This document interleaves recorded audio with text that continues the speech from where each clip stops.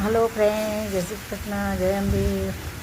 હું બનાવું છું ટોપરા પાક. ટોપરા પાક માટે મેં 2 વાટકી મોટી વાટકી ટોપરાની છીણ લીધી, અડધી વાટકી દૂધ લીધું, એમાં પલાળી દીધું મેં.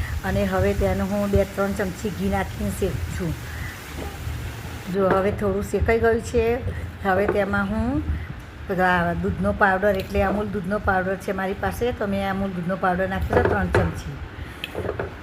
મોટી ચમચી લેવાની, નાની ચમચી હોય તો 4 ચમચી લેવાની, મોટી ચમચી હોય તો 3 ચમચી લેવાની. હવે જો હવે તે શેકાઈ જશે. અંદર માવાનું ટેક્સચર આવશે, અંદર સરસ મસ્ત માવા જેવું થશે, લાગશે આપણને, આમ લાગશે ને ટોપરાની. હવે પછી તેમાં એ થઈ જાય, શેકાઈ જાય એટલે પછી ખાંડ નાખવાની. મેં આખી ખાંડ નાખી છે અને થોડી બુરું નાખી છે. પછી એમાં મેં કલર નાખ્યો. અને હવે જો કલર મને આ ગમે છે, હું ગ્રીન કલર નાખતી નથી, એમ ગ્રીન કલર મને નથી ગમતો, એટલે હું ઓરેન્જ કલર નાખું છું. તો મેં ઓરેન્જ કલરનું બનાવી દીધું છે ને, સરસ મસ્ત છે ને.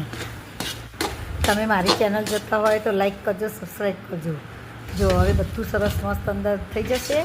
પછી ધીરે ધીરે કરી અને બધું ઉકળશે, એટલે અંદર તાવડીને ચોંટે નહીં ત્યાં સુધી આપણે હલાવવાનું.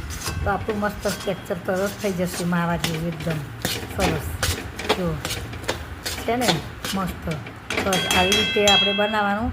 પછી ધીરે કરી અને થોડું સેજ ઠંડુ કરવાનું એકદમ. પછી આપણે આમાં પાથરી દેવાનું.